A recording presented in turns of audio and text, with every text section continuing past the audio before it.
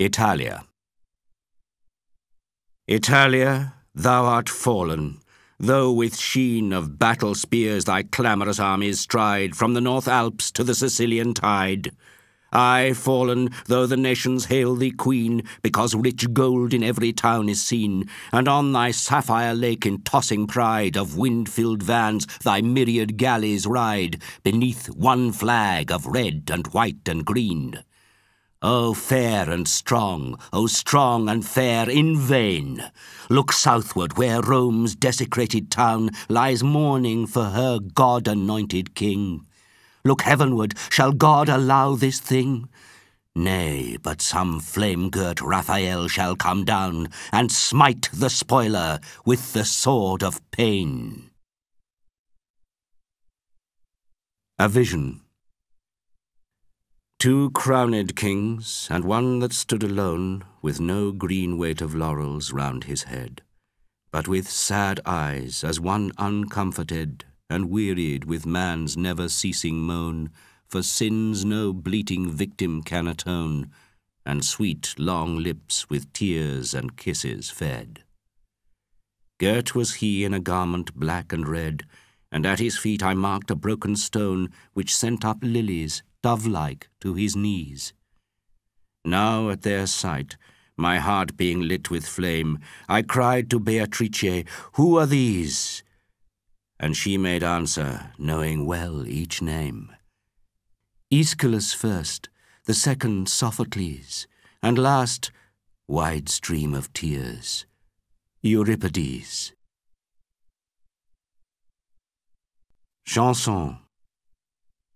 A ring of gold and a milk-white dove are goodly gifts for thee, and a hempen rope for your own love to hang upon a tree. For you a house of ivory, roses are white in the rose bower, a narrow bed for me to lie. White, oh white is the hemlock flower. Myrtle and jessamine for you, oh the red rose is fair to see. For me the cypress and the rue, fairest of all is rosemary. For you 3 lovers of your hand, green grass where a man lies dead. For me 3 paces on the sand, plant lilies at my head.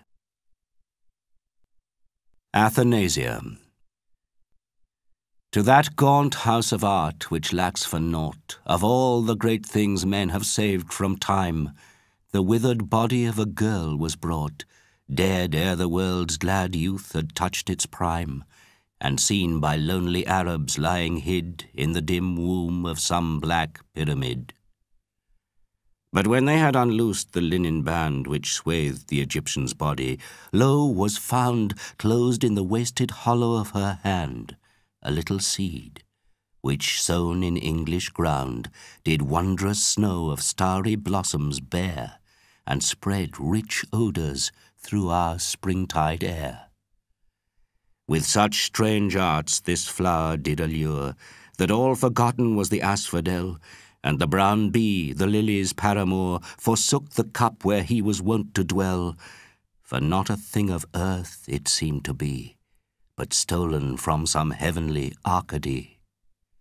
In vain the sad Narcissus, wan and white at its own beauty, hung across the stream. The purple dragonfly had no delight with its gold dust to make his wings a-gleam. Ah, no delight the jasmine bloom to kiss, or brush the rain pearls from the eucharis. For love of it, the passionate nightingale forgot the hills of Thrace, the cruel king, and the pale dove no longer cared to sail through the wet woods at time of blossoming, but round this flower of Egypt sought to float, with silvered wing and amethystine throat. While the hot sun blazed in his tower of blue, a cooling wind crept from the land of snows, and the warm south with tender tears of dew drenched its white leaves when Hesperus uprose amid those sea-green meadows of the sky, on which the scarlet bars of sunset lie. But when o'er wastes of lily-haunted field the tired birds had stayed their amorous tune, and broad and glittering like an argent shield, high in the sapphire heavens hung the moon, Did no strange dream or evil memory make each tremulous petal of its blossoms shake? Ah, no, to this bright flower 1,000 years seemed but the lingering of a summer's day. It never knew the tide of cankering fears which turn a boy's gold hair to withered grey. The dread desire of death it never knew, or how all folk that they were born must rue. For we to death with pipe and dancing go, nor would we pass the ivory gate again, as some sad river, wearied of its flow, through the dull plains, the haunts of common men, leaps lover-like into the terrible sea, and counts it gain to die so gloriously. We mar our lordly strength in barren strife with the world's legions led by clamorous care. It never feels decay, but gathers life from the pure sunlight and the supreme air. We live beneath time's wasting sovereignty. It is the child of all eternity.